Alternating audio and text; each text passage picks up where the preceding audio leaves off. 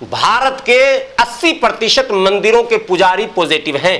मैं कहना नहीं चाहता था, आपने प्रश्न कर लिया। भारत के 80% भाजपा के पदाधिकारी पॉजिटिव हैं। मृत्यु तो कईयों की हुई, अब तो ये मुंह छुपा रहे हैं, भाग रहे हैं जान बचा के। मीडिया के लोगों ने ऐसा वातावरण बना दिया कि ये लगने लगा कि कोरोना का मतलब मुसलमान और मुसलमान का मतलब कोरोना। मुंबई हाईकोर्ट ने साफ शब्दों में यह कहा प्रशासनिक पदाधिकारियों से, सरकार से, कि आपने तबलीगी जमात को बलि का बकरा बनाया। यह शब्द बड़ा ही मतलब अर्थपूर्ण है, माने खेज है। मानसिक प्रताड़ना देने के जुर्म में क्या क्या धाराएं लग सकती हैं, एक मुकदमा फिर फाइल करेंगे जिसमें 8 से 10 उन पत्रकारों को जिन्होंने 3 से 4 महीने तक लगातार निरंतर without any gap continue Tablighi Jamaat को टारगेट किया था और एक कम्युनिटी विशेष को मुजरिम ठहराने का प्रयास किया था। अब उस पर कार्रवाई का समय आ गया है। और सुशांत सिंह राजपूत जो व्यक्ति विशेष है, वो न धर्म विशेष है, न जाति विशेष है, न किसी पॉलिटिकल पार्टी का कोई चेहरा है, न किसी संगठन का वो चेहरा है, न किसी जात और जमात का चेहरा है। बस एक छोटा मोटा उसको ये कहिए कि कलाकार है। और सीएनआरसी से संबंधित जिसे ठंडे बस्ते में डालने का प्रयास करके सुशांत सिंह राजपूत को देश का सबसे बड़ा हीरो बनाकर पेश किया जा रहा। तो 2004 में मुकदमा आपके पास गया है, PIL नंबर 180। आज 2020 हो गया साहब। 16 साल में आप एक इतने बड़े मुकदमे को नहीं सुनते।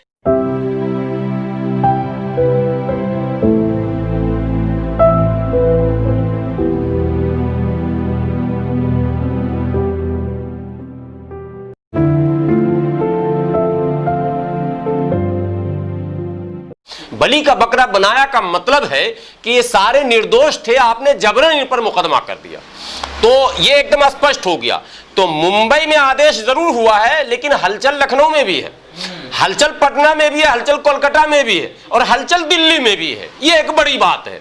और हलचल दिल्ली में केवल सरकारों के बीच नहीं है, दिल्ली उच्चतम न्यायालय में भी हलचल है कि हाई कोर्ट अगर यह आदेश देता है तो उच्चतम न्यायालय में जो विचाराधीन मुकदमे हैं तबलीगी जमात से संबंधित, और कहीं ना कहीं अदालतों में भी बड़ी तेजी से, तीव्र गति से सुशांत सिंह राजपूत के मामले को हाईलाइट किया जा रहा है। यह अपने आप में एक बड़ी गंभीर विषय है कि जब देश में न्याय के लिए लोग लाइन लगाए हुए हैं महीनों से, सालों से। और आपको एक और बात बता दूं कि 2004 से एक मुकदमा सुप्रीम कोर्ट में है, आप लोगों के संज्ञान में है, PIL नंबर 180 2000/2004 मीन्स 2004 में डाला गया और आज 2020 है। 16 साल हो चुके हैं उस मुकदमे को अदालत में गए हुए। तो उच्चतम न्यायालय से यह प्रश्न तो हम मनन कर ही सकते, प्रश्न नहीं तो निवेदन तो कर सकते हैं। आए दिन भारत में अनेकों घटनाएं घट रही हैं। उत्तर प्रदेश में अनेकों शहर में रोज हत्या हो रहा, रोज जो है बलात्कार की घटनाएं हो रही हैं। बस तक को हाईजैक किया जा रहा। क्या इसको विषय बनाया जाएगा या नहीं, ये एक प्रश्न है अपने आप में।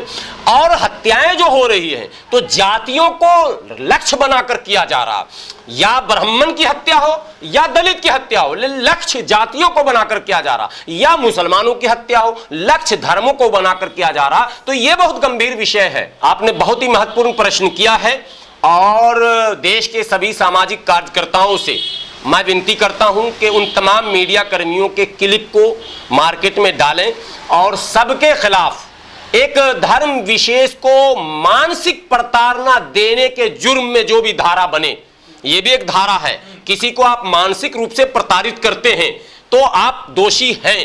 तो भारत के बहुत बड़े एक वर्ग को, यानी जिसे आप अल्पसंख्यक कहते हैं या मुसलमान कहते हैं, उनको मानसिक प्रताड़ना दी गई जमात के नाम पर। नो डाउट कि उनके लोग सड़क पर निकलने से डर रहे थे, तो उन पर तो मुकदमा बनता है। मैं बहैसियत सामाजिक कार्यकर्ता हाफिज गुलाम सरवर ये कह सकता हूं कि मैंने जी न्यूज के 3 एंकरों पर मुकदमा किया था, वो मेरा निजी है, वो तो मैं लड़ूंगा। अब माफी मांगने का आपने प्रश्न किया, माफी मांगने मात्र से समस्या का समाधान नहीं है, क्योंकि जो बातें, जो गोली चल जाती है बंदूक से निकली गोली और जबान से निकली बोली वापस नहीं आ सकती है। इस मानसिक प्रताड़ना के कारण भारत में करोड़ों मुसलमानों ने अपने काम काज को छोड़कर, कारोबार को बंद कर अपने घर में सुरक्षित बैठने को गवारा किया, तो यह आर्थिक नुकसान हुआ। और जो हिंदू भाई हमें भाई कहा करता था, हमें चाय पिलाया करता था, हमें नाश्ता कराया करता था, वो हमसे केवल इसलिए नफरत किया कि इस मीडिया के लोगों ने ऐसा वातावरण बना दिया कि यह लगने लगा कि कोरोना का मतलब मुसलमान और मुसलमान का मतलब कोरोना। तो वो हमारे हिंदू भाई जो हमारे दोस्त हुआ करते थे, हमारे पड़ोसी हुआ करते थे, हमारे भाई हुआ करते थे, वो सब हमसे दूर हुए। तो यह सामाजिक हमला जो हुआ इसका भी खमियाजा माफी से पूरा नहीं होगा। अब अंतिम बात, 22 से 24 लोगों की लिंचिंग हुई है उस कोरोना काल में, केवल दाढ़ी और टोपी देखकर। उसमें 2 लोग मारे भी गए हैं, बाकी लोग घायल हुए हैं। इसका खमियाजा कौन भुगतेगा और इसका जुर्माना कौन देगा? तो ये भी धारा, ये भी मुकदमा उन पर बनता है। इसलिए माफी नहीं, हाँ माफी देश के उन राजनेताओं को अब मांगना चाहिए जिनके इशारे पर मीडिया कर्मियों ने इस तरह का वातावरण बनाया। ये तो ऐतिहासिक फैसला था मुंबई हाईकोर्ट का, लेकिन अंबाला कोर्ट ने भी दबे जुबान ये कहा था कि जमाती निर्दोष हैं और जितने भी विदेशी हैं उनके पासपोर्ट वापस दिए जाएं, उन्हें अपने देश भेजने में मदद की जाए।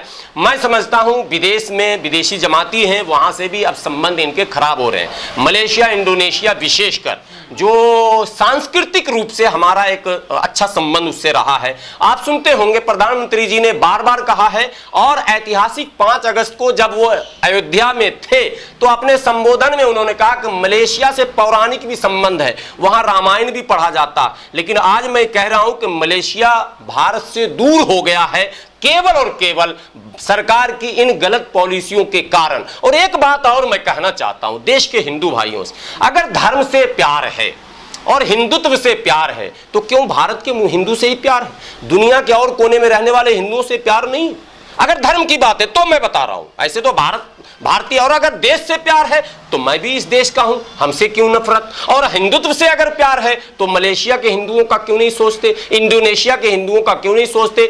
और दुनिया के उन तमाम बड़े देशों में जहां अन्य धर्म के लोग अधिकांश संख्या में हैं, बहुसंख्यक हैं, और हिंदू माइक्रो माइनॉरिटी में हैं, तमाम जगहों पर सुरक्षित हैं। अगर आप इस तरह का वातावरण भारत में बनाओगे तो कहीं ना कहीं इसके रिएक्शन में विश्व समुदाय में हिंदू धर्म भी दुनिया के 20 देशों में है, आबाद है, वहां का नागरिक है, तो वहां भी ये कठिनाइयां उत्पन्न होंगी।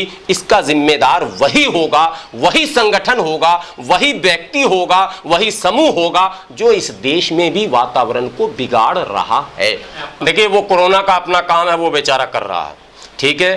कोरोना को असल में गलती हुई, वो जब चीन से और इटली से, ईरान से आया तो दिल्ली जैसे शहर में वो भटक रहा था, तो गलती से तबलीगी जमात वाले बेचारे सीधे सपाटे होते हैं, मुलाकात हो गई होगी 2-4 से।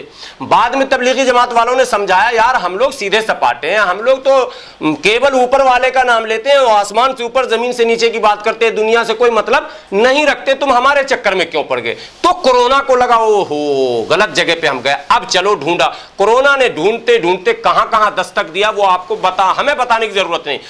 जब 75% तो बिहार में साबित हो गया ना, 100 सैंपल लिए गए, 75 पॉजिटिव हो गया। एक सवाल यह पैदा होता है उन सेकुलर पार्टियों से कि आपने जब तबलीगी जमात को ढूंढने का काम किया था, बिहार, उत्तर प्रदेश, बंगाल, महाराष्ट्र, तमाम जगहों पर जमातों को ढूंढा जा रहा था, तो जब कोरोना 75% भाजपा में पाया गया तो क्या भाजपाइयों को भी ढूंढ ढूंढ के आइसोलेट करेंगे क्या? और चुनाव है बिहार में, नीतीश कुमार जी, तेजस्वी जी और कांग्रेस जी और फला जी, सबसे कहता हूं एक बार हमला बोलो और सारे भाजपाइयों को आइसोलेट कर दो और उनको दिसंबर में बाहर आने दो, चुनाव अपने आप जीत जाओगे, भाजपा तो 0 पे चली जाएगी। मगर ये काम इन लोग करेंगे नहीं। इन लोगों ने भी मजे लिए हैं कहीं ना कहीं इस वातावरण के बनाने में। मैं इनसे भी विनती करता हूं सच और हक निडर होकर बोलिए, समाज की बात जोर से उठाया कीजिए, समाज की बात उठाने में देखा मत कीजिए कि ये कौन और ये कौन। सारे लोग भारत के हैं, हिंदू हो, मुस्लिम हो, सिख हो, ईसाई हो, जैन हो, पारसी हो, अगड़े हो, पिछड़े हो, भारत के अगर हैं और उनके साथ अगर प्लानिंग के साथ टारगेट करने का प्रयास किया जा रहा है तो आप अगर राजनीति करते हैं या समाज की सेवा करते हैं तो आपका नैतिक कर्तव्य बनता है कि आप उनके पक्ष में खड़े हो जाएं। दुर्भाग्य से मुसलमानों के साथ ऐसा नहीं हुआ, यह मैं खुले दिल से कह रहा हूं। मुसलमानों को बेयार और मददगार तमाम राजनीतिक दलों ने छोड़ा है इस कोरोना काल में, संकट काल में। दिल्ली के मुख्यमंत्री ने जो ड्रामा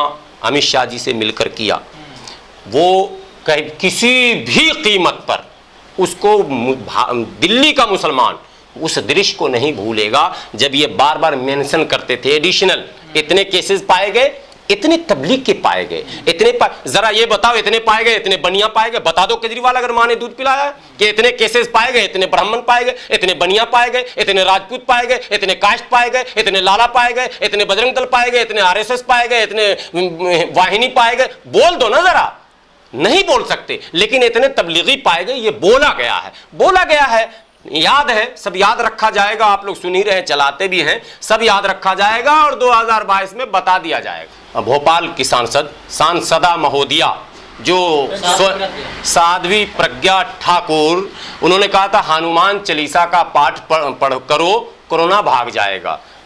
एम्स में स्वयं भर्ती हो गई। उन्होंने कहा गौमूत्र का सेवन करो, कोरोना भाग जाएगा। एम्स में स्वयं, एक उनके मंत्री थे, बोले भाभी जी पापड़ खाओ तो कोरोना भाग जाएगा, वो भी एम्स में भर्ती हो गए। तो अब मैं ये कह रहा हूं कि जो प्रश्न आप कर रहे हैं बार बार, ये ताली और थाली और दिया और बत्ती तो छोड़ दीजिए। सबसे महत्वपूर्ण प्रश्न है, इसको चलाइए कि यह भी कहा गया भाजपा के 50 सीनियर लीडरों के द्वारा कि राम मंदिर का निर्माण होते ही भारत से कोरोना चला जाएगा।